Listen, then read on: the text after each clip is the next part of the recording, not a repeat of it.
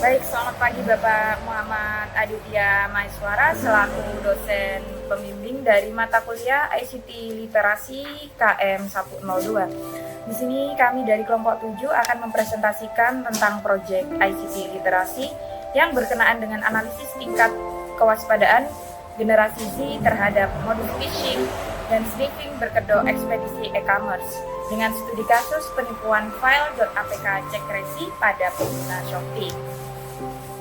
Baik, kelompok 7 sendiri beranggotakan saya sebagai ketua yaitu Denny Kusmaniar dengan NIM 2405010102229, kemudian 4 anggota lainnya yang merupakan rekan saya di kelompok 7, Amalia Sana Putri dengan NIM 25050101038, kemudian Elvia Faida Zilan dengan NIM 24050101038, kemudian Muhammad Syareza Fahlevi dengan NIM 2405010101086, dan yang terakhir Zaskia Andika Ervani dengan NIM 2505010101043. Untuk materi selanjutnya berkenaan dengan latar belakang fenomena akan dijelaskan oleh rekan saya selanjutnya. Demikian dan selamat menyaksikan Bapak Muhammad Aditya Maiswara. Terima kasih. Saya akan menjelaskan latar belakang fenomena. Yang pertama, ada tingkat penetrasi Indonesia mencapai 79,5% atau sekitar 220 juta jiwa. Yang kedua, generasi Z mendominasi belanja e-commerce dan memiliki pola perilaku impulsif buying. Dan yang ketiga, kondisi emosional saat menunggu paket menurunkan kewaspadaan kognitif. Di sini saya akan menjelaskan latar belakang ancaman cyber. Yang pertama, ancaman memanfaatkan kondisi psikologis melalui teknik social engineering. Yang kedua, modus spesifik kurir ekspedisi mengirim file berbahaya melalui WhatsApp. Yang ketiga, kejahatan ini disebut sniffing yang bertujuan mencuri kredensial perbankan dan kode OTP. Identifikasi masalah. Berdasarkan latar belakang yang sudah dijelaskan rekan saya sebelumnya, dapat diidentifikasikan beberapa masalah sebagai berikut. Yang pertama, masifnya penyebaran pesan penipuan via WhatsApp yang mengatasnamakan kurir ekspedisi Shopee. Yang kedua, kurangnya pemahaman masyarakat, khususnya Gen Z, mengenai perbedaan ekstensi file yang aman dan berbahaya. Yang ketiga, tingginya faktor psikologis seperti impulsif, panik, dan penasaran yang dimanfaatkan pelaku social engineering. Yang keempat, banyaknya korban yang mengalami kerugian finansial akibat pencurian data kredensial seperti sniffing. Rumusan masalah. Penelitian ini akan difokuskan untuk menjawab pertanyaan-pertanyaan berikut. Yang pertama, bagaimana tingkat literasi digital generasi Z dalam mengidentifikasi ciri-ciri file berbahaya seperti APK yang dikirim melalui pesan singkat. Yang kedua, bagaimana pengaruh faktor psikologis seperti rasa takut paket hilang terhadap keputusan korban untuk mengklik tautan penipuan. Yang ketiga, apakah terdapat hubungan antara frekuensi belanja di Shopee dengan tingkat kerentanan terhadap penipuan berkedok kurir?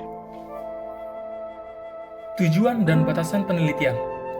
Tujuan penelitian ini adalah untuk mengukur tingkat awareness responden terhadap modus kejahatan digital berupa sniffing, serta menganalisis pola perilaku mahasiswa dalam respon ancaman tersebut. Adapun batasan penelitian ini meliputi mahasiswa aktif dari generasi Z sebagai subjek penelitian, khususnya yang menggunakan transaksi belanja di Shopee dalam 3 bulan terakhir, dengan fokus pada modus penipuan spesifik melalui pengiriman file berformat APK. Konsep literasi digital atau CTI literacy merujuk pada kemampuan individu untuk memahami, mengakses, menilai, dan menggunakan informasi dari berbagai format digital secara efektif dan juga bertanggung jawab.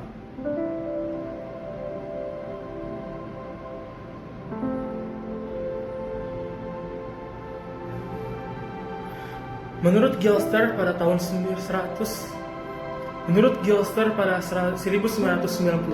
literasi digital tidak hanya berkaitan dengan keterampilan teknis menggunakan perangkat teknologi, melainkan juga kemampuan berpikir kritis dalam menghadapi informasi yang tersedia di ruang digital.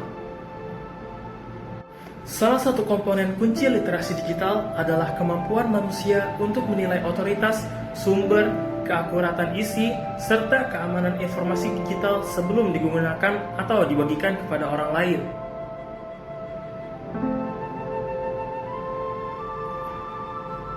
Kemampuan evaluatif ini menjadi sangat penting di tengah melimpahnya informasi online termasuk penyebaran hoax, manipulasi data, ataupun ancaman cyber. Kesenjangan literasi digital dapat terjadi ketika individu gagal pada tahap evaluasi mengenai informasi yang diterima. Kondisi ini dapat menyebabkan pengguna mudah mempercayai kepada sumber yang tidak kredibel dan berfrekuensi.